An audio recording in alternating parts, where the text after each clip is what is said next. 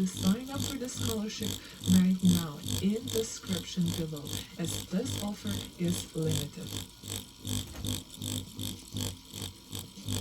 So based on this, you would logically think that for the outline over here and for the lower part, we need to increase our speed so that the pixels are so close and we get more color.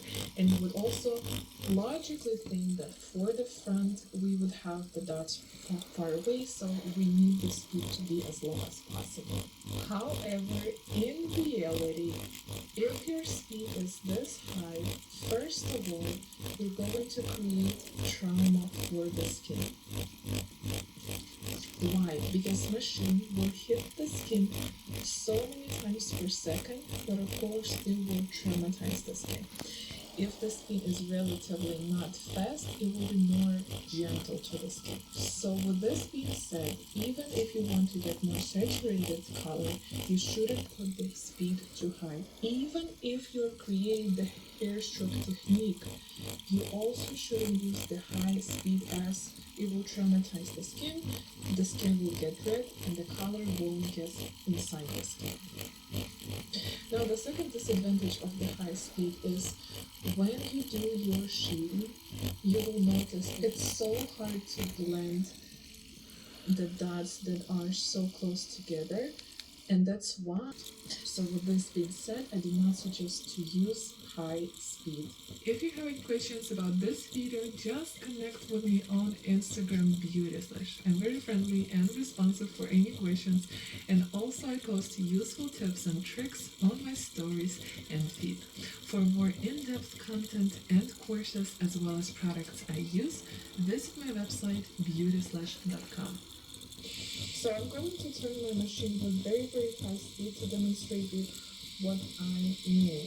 And at the end of the video, I will reveal my speed numbers, but first I want you to understand what is the reason why I'm selecting that speed number. So right now the speed is quite high.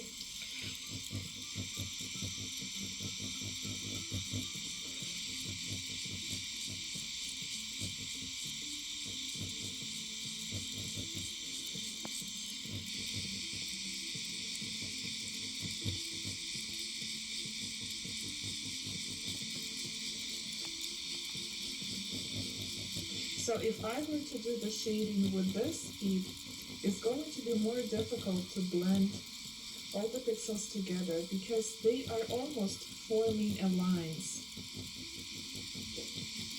With this speed, I would have to move my hand wider to get the pixels more far apart. Because like this, I can easily blend without creating any patches.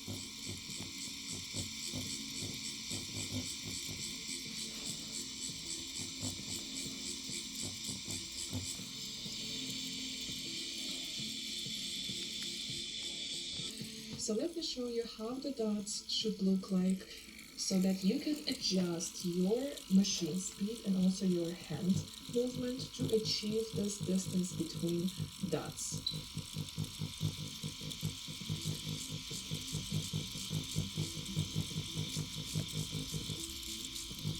I hope you guys can see the distance between dots, but it's pretty much 1 millimeter. Let me even make it more vivid for you. It's basically 1 millimeter between dots.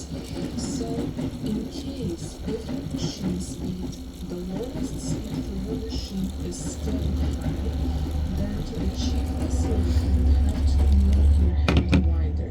In this way, the dots save you so many trouble with your shading. So if you are the person who always creates patchy shading, means maybe your hand movement, maybe it's not the speed which is the problem, but your hand movement is always have this short range instead of having a wide range of movement. So again, short, wide.